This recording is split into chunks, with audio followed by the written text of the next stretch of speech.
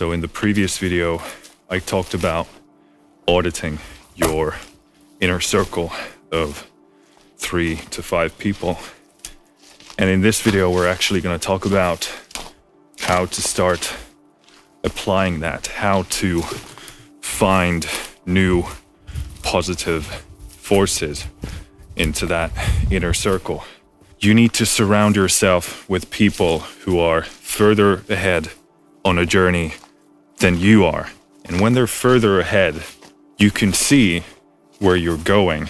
And now you have a point of reference. And because they are better at doing that one thing, it might put you in an uncomfortable spot, especially if you have a bit of a fragile ego.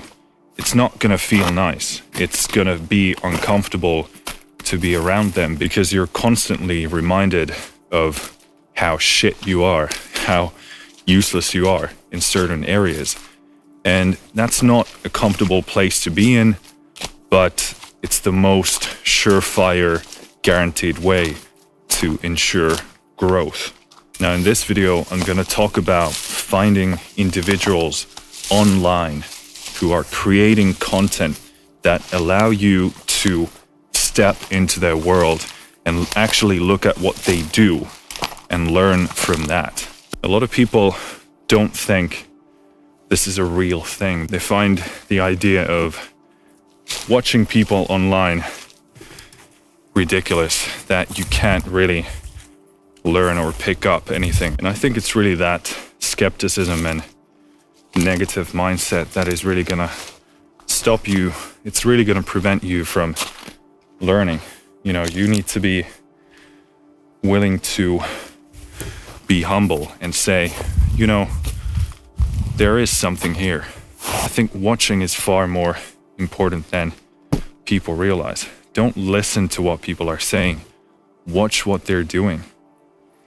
It's far more revealing. There's so much information in practical application. We live at an extraordinary time when so many extremely successful and competent people are creating content online. And now is the time to capitalize on that resource, because a lot of people don't think it's a real thing. So I'm not gonna get into real life one-to-one relationships, actually interactive relationships. Now, if you have access to something like that, I do think it is superior because you can't filter out anything. You're always in an interactive relationship with that person. So it's going to be a more hardcore learning course for you. So if you do have people like that and you have access to that, then great, go for it. But you don't always have access to that. And also people are different and people learn in a different way. So it might be that a one-to-one interactive real-life mentorship isn't necessarily what's best for you right now. You might not be ready for that sort of a relationship. And also that puts a tremendous amount of stress on the mentor, him or herself, because they need to be able to navigate your lacking areas. They need to be able to mitigate all the shit that you as a student bring to the table. Especially for some people who might be shy or they are inarticulate, they can't really build their arguments or their thoughts in front of people at a rapid pace.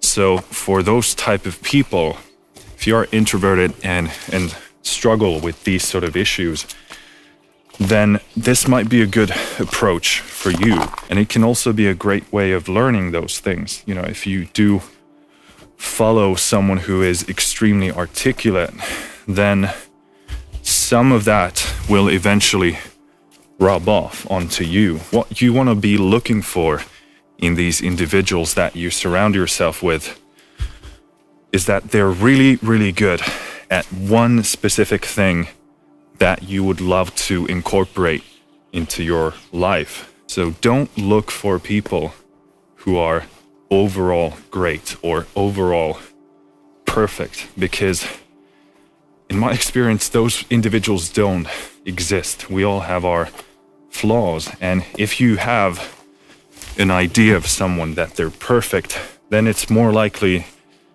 a romanticized or idealized picture that you have of that person. It's really an illusion that you've created for yourself in order to map out the world around you. The target of a perfect person is an ever-moving one. It's relative to the person who is perceiving it. So don't obsess about finding perfect people to surround yourself with. You don't need to agree with them on everything. In fact, preferably pick people who do one thing really well that you admire, but perhaps have some other aspects in their life that make you uncomfortable.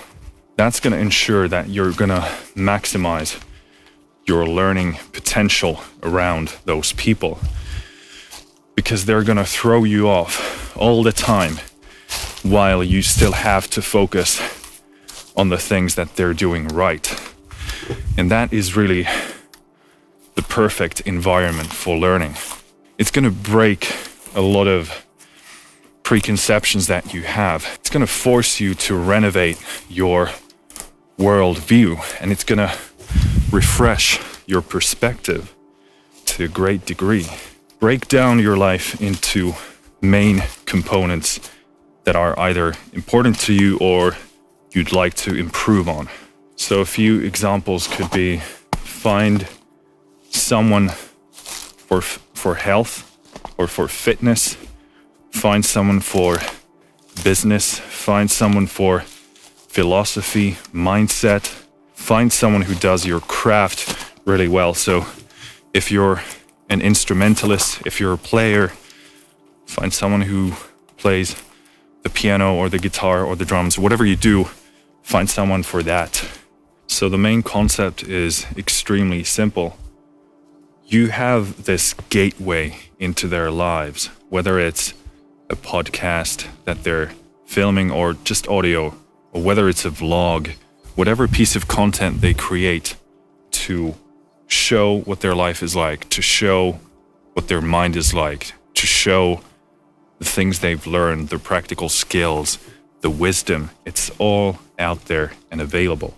And the concept is the same as what I talked about in the fastest way to grow as a person video, which is you need to become a sponge. You need to consume their content. You need to look into their world and shut your mouth and be willing to be open to new thoughts and perspectives. It's really like an apprenticeship. You're really there to follow and look at the big picture, to look at what they do, not only at a micro scale, but a macro scale too. So you can see the small details that they do, but you can also see the bigger picture, what the day-to-day stuff sums up to.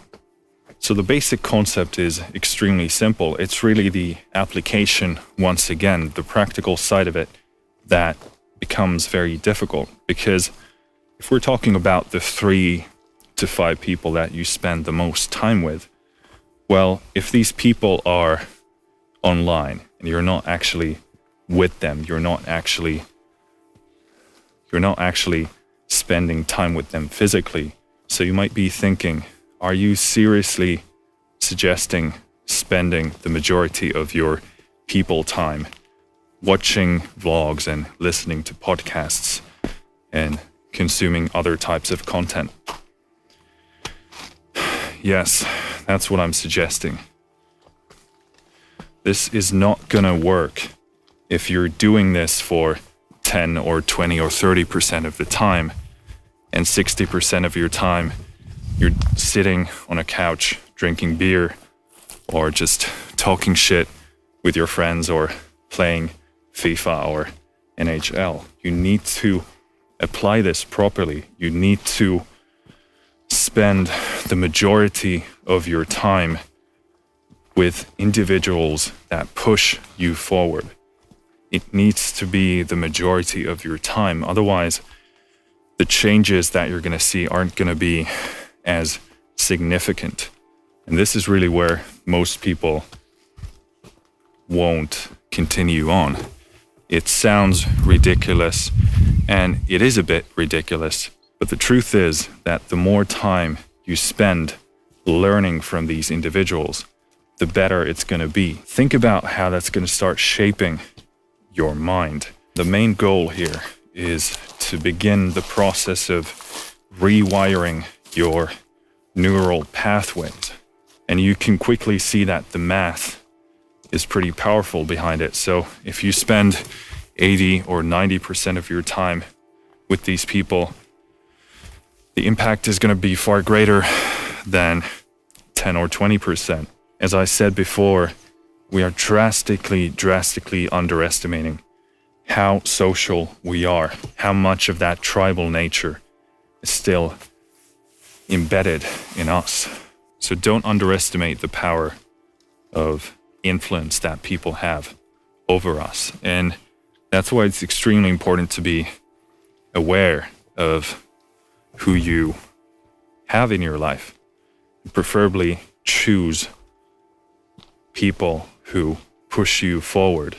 Now, I'm not saying that you need to cut out all of your real life connections. You certainly need those in order to stay sane and mentally healthy. But the truth is that the thing that surrounds you for the majority of your time is going to affect you the most. So you have to reconsider how you use your time. You need to think about this practically. You need to look at where you are spending your time. And if the majority of your time is spent on doing stuff that doesn't take you forward, then you have to reconfigure yourself. It's important to remember that this isn't something that's necessarily going to last for the rest of your life. You know, you need mentors at different stages of your life. So spending a few months consuming someone's content in the grand scheme of things is really nothing. And as you incorporate what you're learning from them into yourself, of course, you need to spend less and less time with that mentor.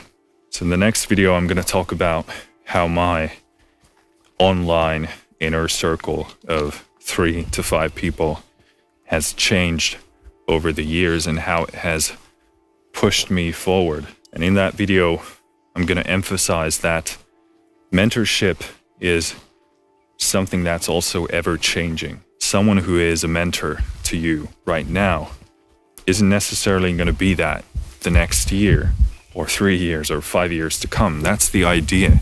You need to grow to the point where you feel like it's your time to move forward. And then you find new mentors. They're supposed to be there for you when you need them. And that's why I emphasize that you shouldn't be too judgmental about them in terms of them being perfect beings, all around perfect beings. Because the perfect being that you should be searching is you. You're supposed to be searching for these individual aspects that you like and respect, and then incorporate those into you so that perhaps one day you yourself could be a mentor to someone else. Finished.